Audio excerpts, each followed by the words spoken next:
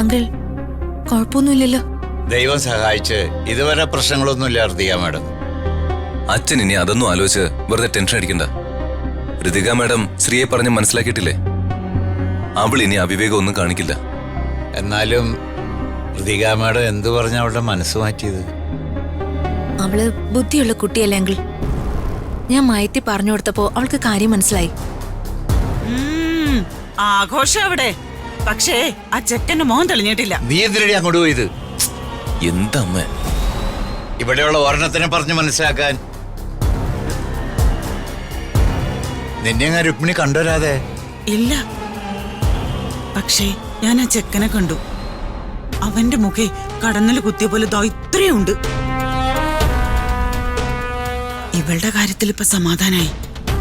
ഋതിക മോളെ അവളെ പറഞ്ഞ് മനസ്സിലാക്കിയില്ലേ? ആ ചെക്കനെങ്ങാനും വല്ലതും ഒപ്പിക്കുമെന്ന എന്റെ പേടി. അങ്ങനെയൊന്നും ഉണ്ടാവല്ലേ ഭഗവതി? ഒന്ന് പതുക്കെ പറയടി, അവള് കേൾക്കും.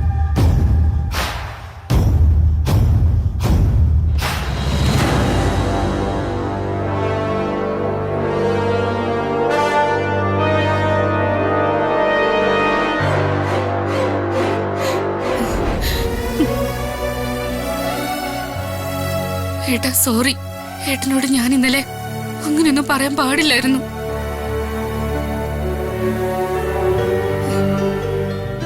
ദേഷ്യം വന്നപ്പോ ഞാൻ ഏട്ടനെ കുറ്റപ്പെടുത്തി അതിന് വിട്ട് സംസാരിച്ചു. സോറി ഏട്ടാ, റിയലി സോറി. ഏയ് എന്താ മോളേത്? അതൊന്നും സാരമില്ല. മോള് സ്നേഹിച്ച ചെക്കന്റെ വിവാഹം ഇന്ന് നടക്കാൻ പോവാ. ഒന്നും നിനക്ക് വേണ്ടി ചെയ്യാനാവാത്തതിന്റെ വിഷമത്തിലാ ഞാൻ. മോൾ എന്നോടല്ല, ഞാൻ മോളോട് ക്ഷമ ചോദിക്കണ്ട.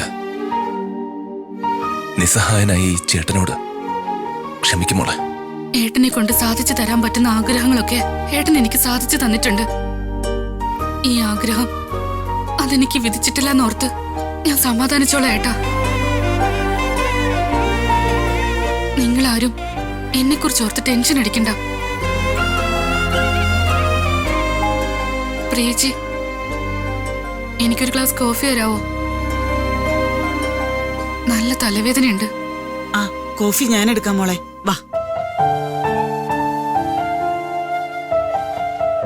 രാജു ഒന്നിങ്ങ് വന്നേ. എന്താ ഋതിക മാഡം? ഒന്നിങ്ങ് വാ. രാജുവിനോട് എനിക്കൊന്ന് സംസാരിക്കണം.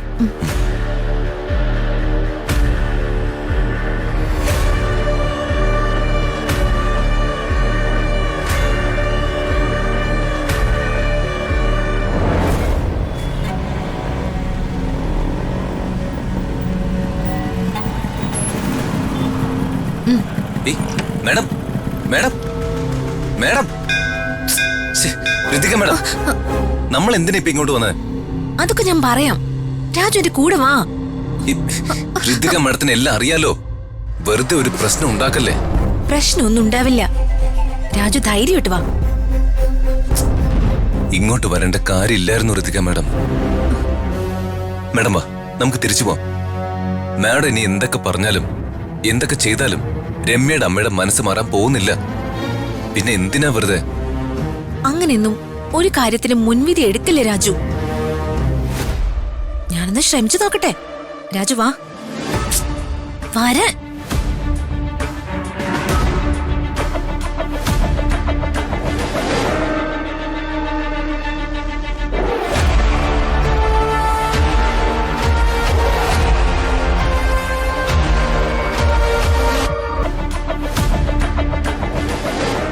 അത് കുഴപ്പമില്ല, ഞാൻ പറഞ്ഞോളാം. നിങ്ങളെ അങ്ങോട്ടിരിക്കേ. ആ ശരി.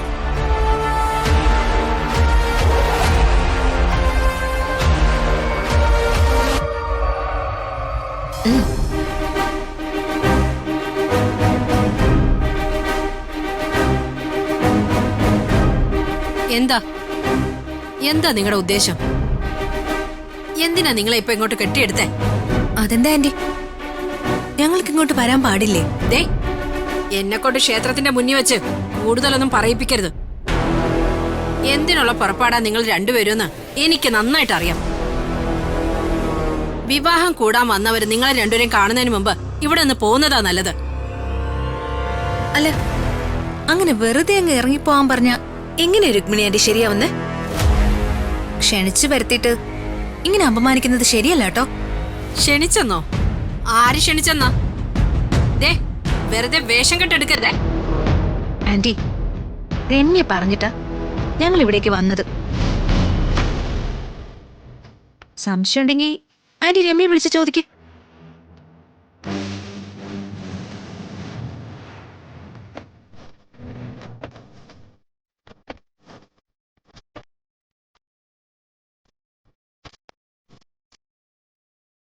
ഈ ക്ഷേത്രത്തിന്റെ മുൻഭാഗത്ത് വന്നേ. മേഡം എന്താ മേഡം? ആ വേഗം വരണം.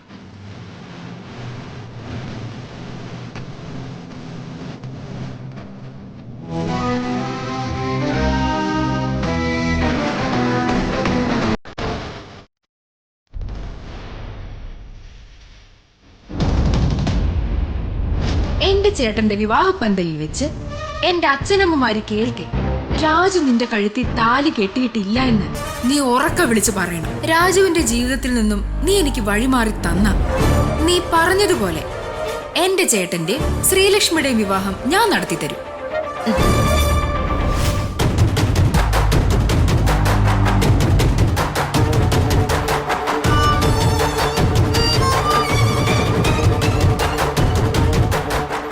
അങ്ങനെ അവസാനം എല്ലാ സത്യങ്ങളും തുറന്നു പറയാൻ നീ തീരുമാനിച്ചു അല്ലേ ഋതികെ? ശ്രീലക്ഷ്മിക്ക് വേണ്ടി ഋതികയുടെ ത്യാഗം.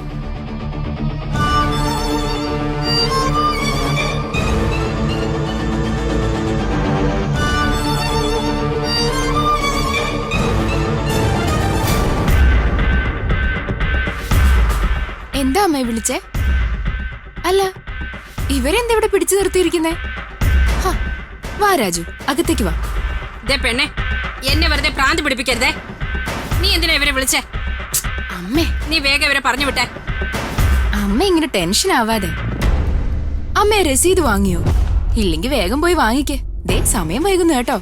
ഇവരുടെ കാര്യമൊക്കെ ഞാൻ നോക്കിക്കോളാം. അമ്മ ധൈര്യമായിട്ട് ചെല്ല്. നിന്നെ പറഞ്ഞിട്ട് കാര്യമല്ല, എല്ലാം എന്റെ വിധി.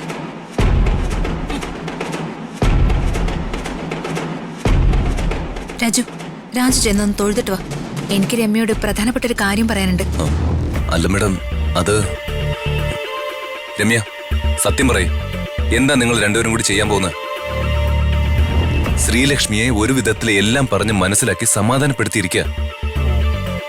ഇനി വീണ്ടും ആ പാവത്തിന്റെ മനസ്സില്.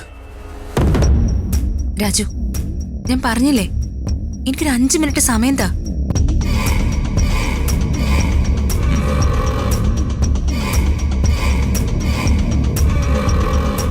ഋതികെ, എനിക്കറിയായിരുന്നു നീ വരുമെന്ന്. അല്ല നീ എന്തിനാ രാജുവിനെ പറഞ്ഞു വിട്ടെ? ഓ, രാജുവിന്റെ മുമ്പിൽ നിന്ന് പറയാനുള്ള ധൈര്യം ഇല്ലായിരിക്കും അല്ലേ? സാരമില്ല, നീ വാ. ഞാനേ കല്യാണപ്പന്തലില് മൈക്ക് റെഡിയാക്കി വെച്ചിട്ടുണ്ട്. നീ വന്നീ വിവാഹം കൂടാൻ വന്ന എല്ലാവരുടെയും മുന്നിൽ വെച്ച് പറയേ നിന്റെ രാജുവിന്റെയും വിവാഹം ഒരു നുണക്കഥയായിരുന്നു എന്ന്. വാ.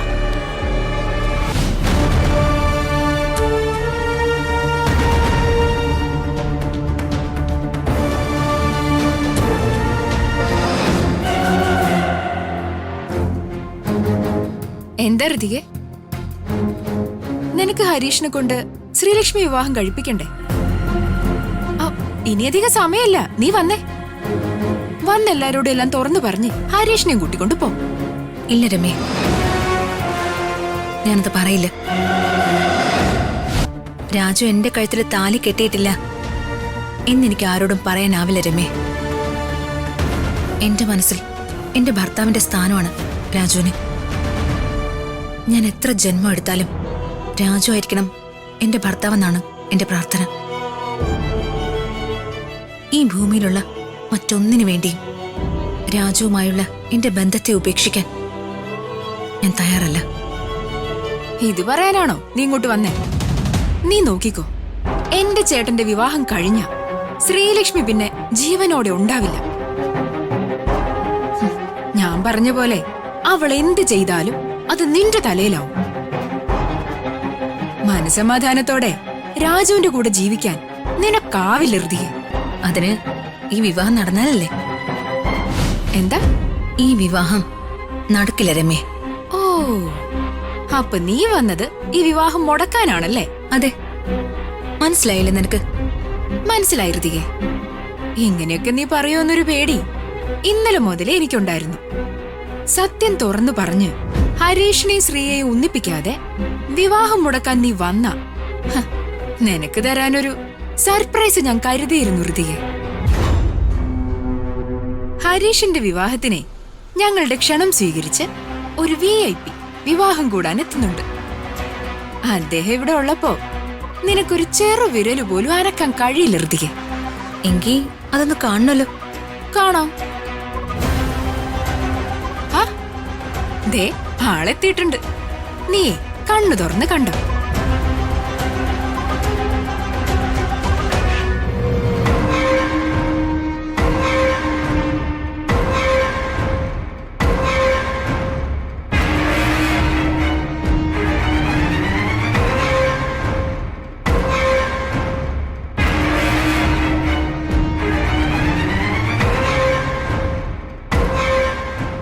മനസ്സിലായില്ലേ?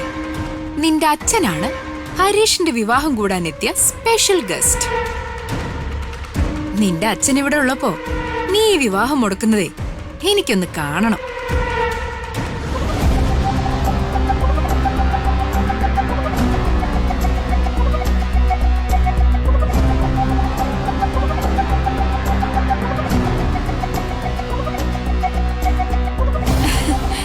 Welcome uncle. Thank you.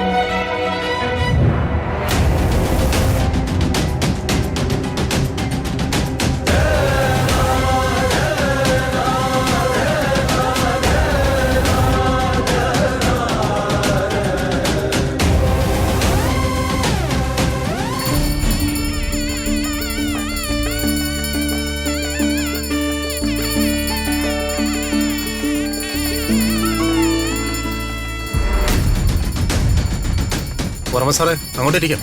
വേണ്ട.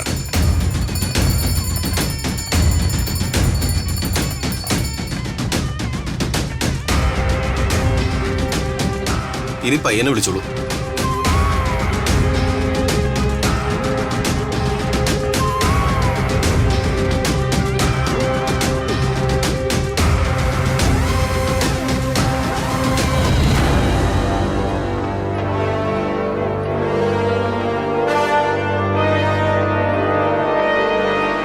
ഇരിക്കെ.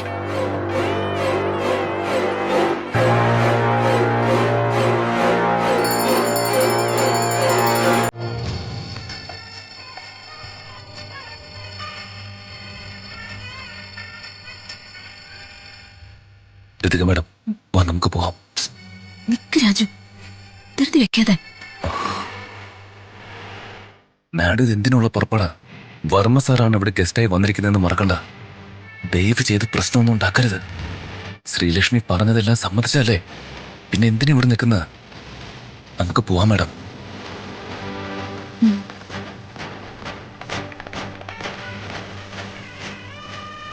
ഇവിടെ എന്നെ വെല്ലുവിളിച്ച പോലെ ഈ കല്യാണം ഞാനും മുടക്കൂ? അവളുടെ അച്ഛൻ ഇവിടെ ഉണ്ടാവുമ്പോ അവളുടെ ഒരു അഭ്യാസവും നടക്കില്ല.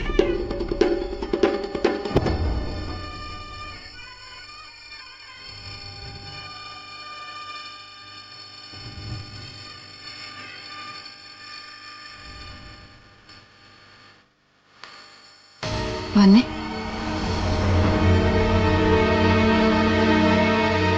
അതെ, ഞാൻ പറഞ്ഞതുപോലെ എല്ലാ സത്യവും തുറന്ന് സമ്മതിച്ച് രാജുവിനെ എനിക്ക് തിരിച്ചു തന്ന ഹരീഷിന്റെ വിവാഹം ഞാൻ ഇപ്പൊ തന്നെ മുടക്കാം. ഇനി പെൺകുട്ടിയെ വിളിക്കാം. ദേ, കേട്ടല്ലോ, ഇനി അധിക സമയം നിനക്കില്ല. എന്താ വേണ്ടതെന്ന് നീ തീരുമാനിക്കേ.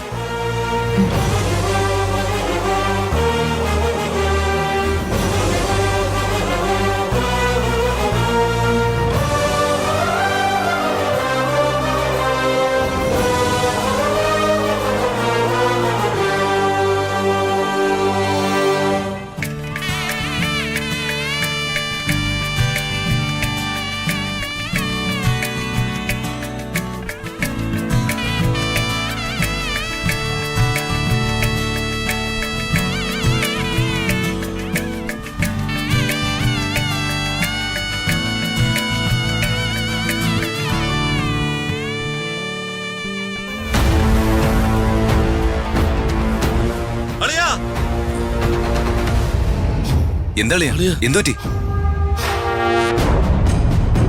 എന്താ പറ്റി? നമ്മുടെ എന്താ എന്താ ജയൻ ചേട്ടാ?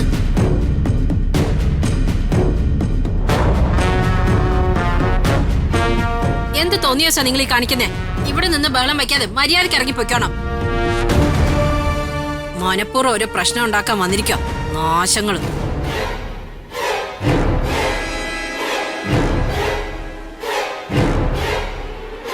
അളിയ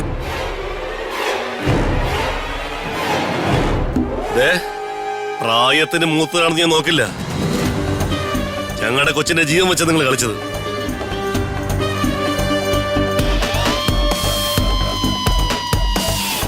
ഞങ്ങളുടെ ശ്രീകൃഷ്ണയ്ക്ക് എന്തെങ്കിലും സംഭവിച്ച നിങ്ങളുടെ മകനെ കൊത്തിയെരിയും ഞങ്ങള്. നോക്കിക്കോ.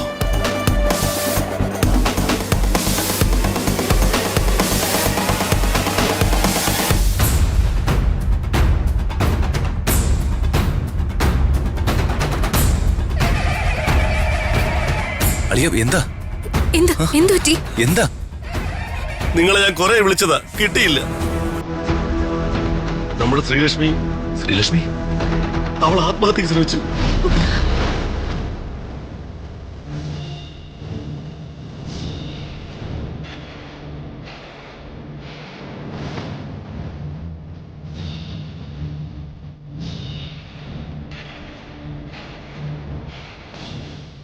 അവളിപ്പോ ആശുപത്രിയില്ല. സീരിയസ് ആണെന്ന് പറഞ്ഞ് അച്ഛൻ വിളിച്ച് ഭയങ്കര കരച്ചില്ല.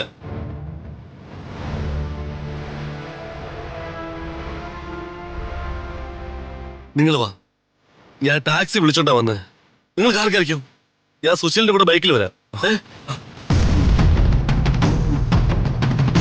രാജു, മതിയായോ നിങ്ങൾക്ക്? എന്റെ അനിയത്തിക്ക് എന്തെങ്കിലും സംഭവിച്ച ഹരീഷേ, ഒരു പെണ്ണിനെ പ്രണയിക്കുന്നതിലോ അവളുടെ ഇഷ്ടം പറ്റി ജീവിക്കുന്നതിലോ അല്ല.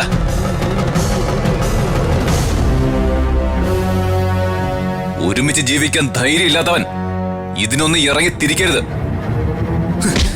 നിനക്കിപ്പോ സമാധാനം വേണ്ട. നീ ജീവിക്ക. നിന്റെ അമ്മയും അനിയത്തിയും പറഞ്ഞ പെണ്ണിനെ കെട്ടി സുഖമായിട്ട് ജീവിക്ക.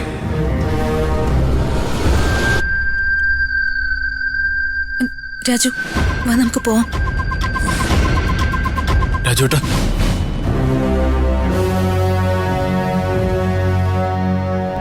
എന്റെ അമ്മയുടെയും രമ്യയുടെയും നിർബന്ധത്തിനും ഭീഷണിക്കും വഴങ്ങിയാണ് മനസ്സിന് ഇഷ്ടമല്ലാത്ത ഈ വിവാഹത്തിന് ഞാനിവിടെ വന്നിരുന്നത്.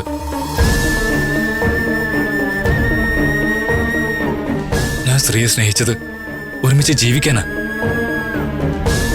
പക്ഷേ ഇവരതിനെ സമ്മതിക്കില്ല.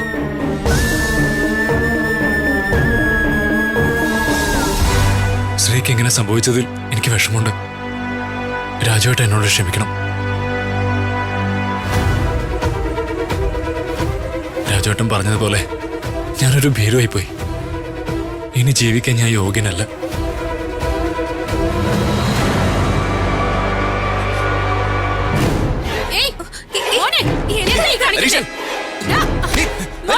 ഇനി എന്നെ അങ്ങനെ വിളിക്കരുത്.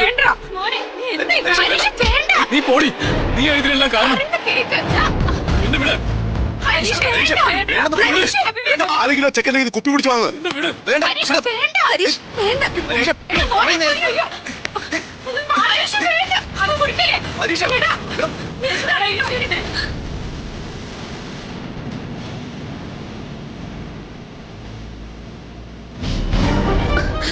അമ്മ കരയാതെ നമ്മുടെ ശ്രീലക്ഷ്മിക്ക് ഒന്നും സംഭവിക്കില്ല. എന്റെ ദൈവങ്ങളെ, ഒരാവത്തും കൂടാതെ എന്റെ മോളെ തിരിച്ചു തരണേ. സിസ്റ്ററെ, ശ്രീലക്ഷ്മിക്ക് എങ്ങനെയുണ്ട്? ബോധം തെളിഞ്ഞിട്ടില്ല. ഡോക്ടർ ഒരു ആക്സിഡന്റ് കേസിലാ, ഇപ്പൊ വരും. അച്ഛനത് എവിടേക്കാ പോകുന്നത്? നീ മാറിക്ക്, ഞാൻ പോയി ഡോക്ടറെ വിളിച്ചോണ്ട് വരട്ടെ. അച്ഛ, ഇങ്ങനെ ധൃതി വെച്ചാലും ഡോക്ടർ വരില്ല. അച്ഛൻ വെറുതെ പ്രശ്നം ഉണ്ടാക്കല്ലേ. അവിടെ ജീവന് വേണ്ടി പടയുന്നത് എന്റെ മോളാ. നീ മാറിക്ക്. പ്രിയ, നീയെങ്കിലും ഒന്ന് പറ. ഇവിടെ കിടന്ന് ബഹളം ഉണ്ടാക്കിയ വലിയ പ്രശ്നവും. ഹരീഷ്, ഹരീഷ്. എന്റെ മോനെ.